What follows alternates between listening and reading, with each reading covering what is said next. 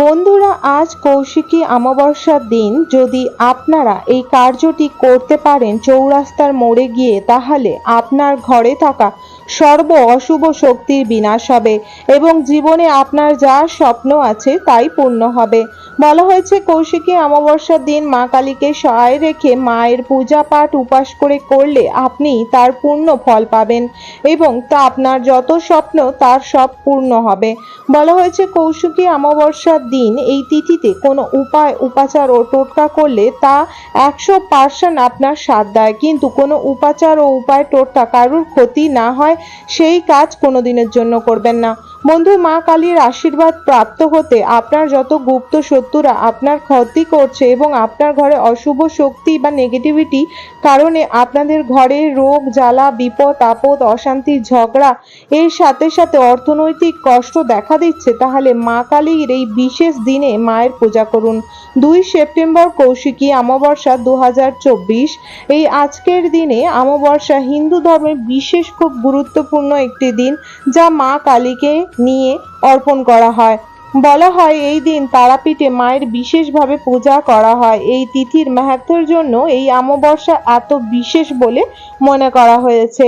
এই অমাবস্যা মা তারার অমাবস্যা বিশেষ দিন, যা এই দিনে এই উপাচারটি করলে আপনার ঘর থেকে বাস্তু দোষ নেগেটিভিটির বিনাশ ঘটবে। বন্ধুরা, শুধু তাই নয়, এই অমাবস্যার দিনে নানা লোক যারা শত্রু বা গুপ্ত শত্রু তারা আপনাদের নানা রকম দিক থেকে বিপদে ফেলার চেষ্টা করবে, যেটি কখনোই উচিত নয়। কিন্তু মা কালীকে যদি ডাকেন আজকের দিনে আপনার সব সমস্যার সমাধান হবে। বন্ধুরা, এই রাত অর্থাৎ কৌশিকী অমাবস্যাকে তারা রাত বলা হয়ে থাকে। এই অমাবস্যার রাত্রে মুহূর্তের জন্য স্বর্গ ও মর্তের দরজা দুই খোলা হয়। এর কারণে সাধকের জন্য এই অমাবস্যা খুবই গুরুত্বপূর্ণ। তারা সিদ্ধি লাভ করার জন্য গুপ্ত সাধনার জন্য এই তিথি খুবই ফলদায়ক। তাই যত তন্ত্র সাধনা ও গুপ্ত সাধনা রয়েছে আজকের দিনে করে। তাই এই কৌশিকী অমাবস্যার দিন আপনি আপনার বাড়িতে সর্বপ্রথম 108টি লবঙ্গকে নিয়ে আপনারা একটি পাত্রর মধ্যে কর্পূর সহকারে জ্বালাবেন সন্ধ্যাবেলায়, এবং সেই সমেত যখন জ্বালাবেন কর্পূর দিয়ে 108টি লবঙ্গ, তখন আপনি এই লবঙ্গর আরতিটি নিয়ে সর্বপ্রথম মা কালীর আরতি করবেন। আপনার গৃহে থাকা মা কালীর ছবি বা মূর্তি যেতেই আপনি নিত্যদিনের সেবা ও আর্চনা পূজা করে আসছেন না কেন, তাকে পূজা করবেন। সন্ধে বাতি দিয়ে মাকে খেতে দিয়ে তারপর আপনারা 108টি লবঙ্গকে নেবেন এবং একটি পাত্রর মধ্যে কর্পূর রাখবেন এবং তার মধ্যে 108টি লবঙ্গ দিয়ে মার আরতি করবেন এবং মার আরতি করার পর এই লবঙ্গর ধোঁয়াটা সারা গৃহে দেখাবেন। ওয়াশরুম ছেড়ে আপনি আপনার সারা গৃহে ও রান্নাঘরেও দেখাবেন। এই ক্রিয়াটি যখন করবেন অবশ্যই আপনার ঘরের সদর দরজা ও সব ঘরে দরজা ও জানলা খোলা রাখবেন। এতে আপনার ঘর থেকে অশুভ শক্তির বিনাশ হবে।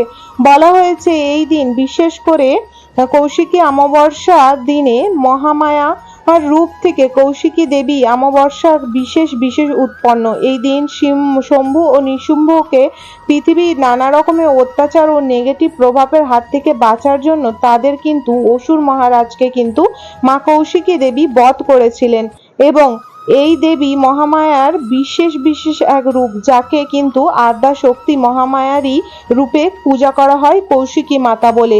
এটি তারাপীঠে পূজা করা হয়। সিদ্ধি লাভ করার জন্য সাধকরা এই অমাবস্যা বিশেষ দেবীর সারা রাত ধরে পূজা পাঠ ও করে থাকে। নিশির রাতও বলা হয়ে থাকে এই তিথিকে।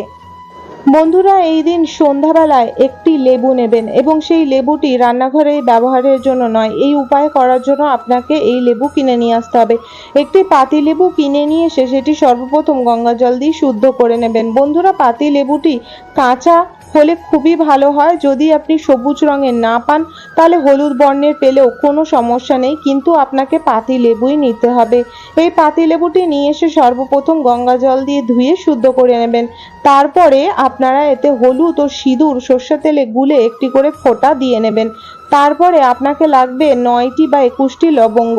সেই 21টি ও 9টি লবঙ্গ আপনাকে একটি মন্ত্র দ্বারা এর মধ্যে আপনাকে গীতে দিতে হবে। ফুলটি থাকবে ওপরে এবং ডানটিটি ভাবে আপনাকে গীতে দিতে হবে। মন্ত্রটি হলো ওম ক্লিং কালিকায় নমঃ। এই মন্ত্রটি বলে বলে আপনারা 21টি লবঙ্গ ফুলটি উপরের দিকে ও ডানটিটি ভেতরে গিঁথে দেবেন এবং মাকে প্রার্থনা করবেন যাতে আপনার গুপ্ত শত্রু আপনাকে কোনোভাবে কোনো দিক থেকে ক্ষতি না করতে পারে এবং আপনার গ্রহ দোষ এবং ঘরের নেগেটিভিটি গুপ্ত শত্রুর সাথে সাথে আপনার ঘরে যত রকম অশুভ শক্তি আছে তার জন্য বিনাশ ঘটে এবং আপনার ঘরের ও আপনাদের পরিবারের উপর যার যত কালো নজর কুদৃষ্টি টুকটাক ও গুণগান হয়েছে সেগুলি যেন কেটে যায় বলে এটি মায়ের চরণে লেবুটি রেখে দেবেন।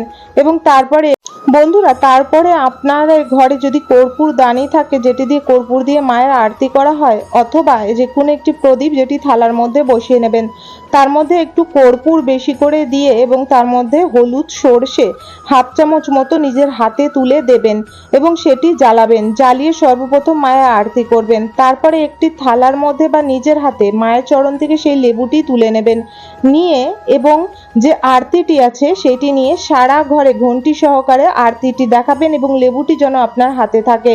এমন করে সারা ঘরে আরতিটি করতে হবে যে যত নেগেটিভিটি আছে তার বিনাশ ঘটুক এবং যত অশুভ শক্তি দুঃখ কষ্ট জ্বালা যন্ত্রণা দারিদ্রতা সেটি যেন লেবুটি দিয়ে নজর যেভাবে কাটায় ঠিক সেইভাবে আপনাকে সারা ঘরে আরতিটি ঘুরিয়ে ঘুরিয়ে করতে হবে।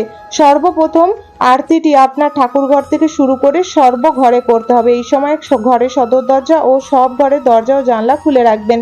তারপরে আরতিটি করা সম্পূর্ণ হলে তারপরে মায়ের কাছে আরতির পাত্রটি রেখে শঙ্করধ্বনি ও উলুধ্বনি দেবেন।